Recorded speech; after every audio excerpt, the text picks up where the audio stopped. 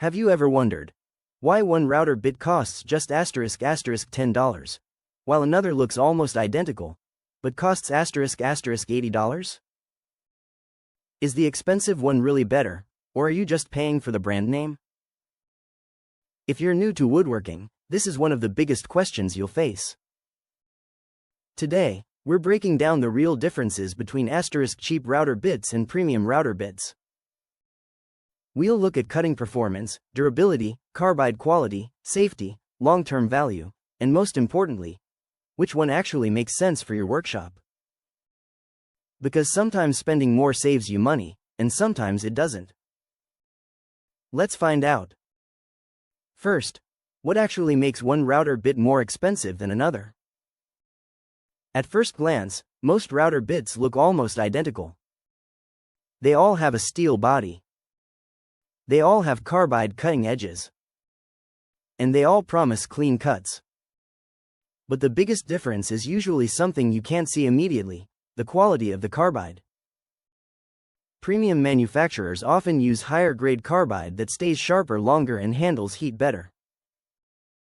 Budget bits can still work, but lower quality carbide usually dulls faster, especially when cutting hardwoods.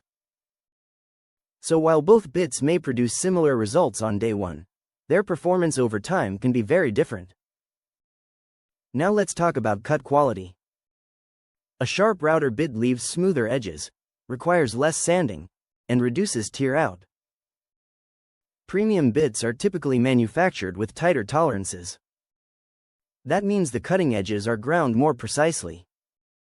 As a result, they often produce cleaner profiles and smoother finishes. Budget router bits can still deliver good results, especially for hobby projects. But quality can vary more from one bit to another. If you're building fine furniture, that extra precision can make a noticeable difference. Next, let's discuss durability. Every time a router bit spins, it's generating heat. A lot of heat. Premium carbide generally resists heat better, helping the cutting edge stay sharp through many more projects. Budget bits may require replacement or sharpening sooner, especially if they're used frequently on hardwoods like oak, maple, or walnut. For occasional weekend woodworking, this may not matter very much. But for someone building projects every week, durability quickly becomes an important factor. Another major difference is balance. A router bit spinning at 20,000 RPM needs to be extremely well balanced. Premium manufacturers spend more time ensuring consistent machining and tighter quality control. Better balance usually means smoother cuts, less vibration, and reduced wear on your router. Budget bits may still perform perfectly well, but manufacturing consistency isn't always the same. Now let's talk about bearings. Many profile router bits use bearings to guide the cut. Premium bearings often spin more smoothly, last longer, and resist dust better. If the bearing fails, the cut quality suffers, and in some situations, it can even damage your workpiece. It's a small component, but it makes a big difference over time. So, should beginners always buy premium router bits? Not necessarily. If you're just learning, making practice cuts, or building occasional DIY projects, budget router bits can be a perfectly reasonable choice. They allow you to experiment without spending a fortune.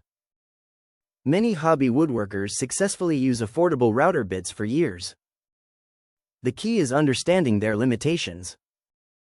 If you start noticing burn marks, rough cuts, or excessive tear out, it may simply be time to replace the bit. Now, when does buying premium actually make sense? If you're building furniture professionally, working with expensive hardwoods, or producing projects regularly, premium router bits often become the better investment. Cleaner cuts. Longer edge life. Less sanding. Greater consistency. Over dozens or hundreds of projects, those advantages can save both time and money. Here's another tip many beginners overlook. Even the best router bit performs poorly if it's used incorrectly. Feeding too quickly, using excessive cutting depth, or running the wrong router speed can damage both budget and premium bits. Good technique is just as important as buying quality tools. So before upgrading your router bits, make sure you're also using proper feed rates, correct RPM settings, and sharp, clean cutting edges. Now let's answer the biggest question. Is the price difference worth it? For beginners, budget router bits often provide excellent value. For serious hobbyists, a mix of budget and premium bits usually makes the most sense. Use affordable bits for occasional profiles, and invest in premium versions of the bits you use most frequently. Professional woodworkers often view premium router bits as long-term investments rather than short-term expenses. In the end, the best router bit isn't always the most expensive one. It's the one that matches your projects, your budget, and how often you actually use it. Now I'd love to hear your opinion. Do you prefer budget router bits, or do you think premium tools are always worth the extra cost? Share your experience in the comments below. If this comparison helped you make a smarter buying decision, don't forget to subscribe. Every week we cover woodworking tools, buying guides, workshop upgrades, and practical tips to help you build better projects without wasting money. Thanks for watching, and I'll see you in the next video.